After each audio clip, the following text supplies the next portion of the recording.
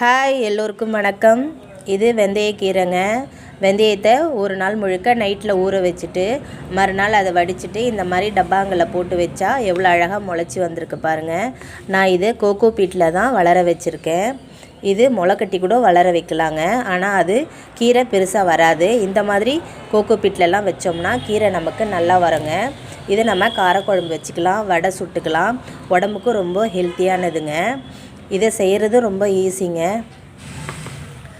நம்ம வெந்தயக்கீரை கடையில் வாங்காமல் நம்ம வீட்டு தேவைக்காக இது நம்மளே இதை தயார் பண்ணிக்கலாம்.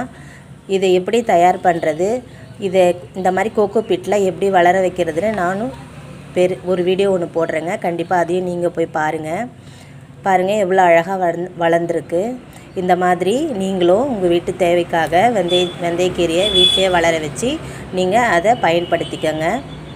நன்றி.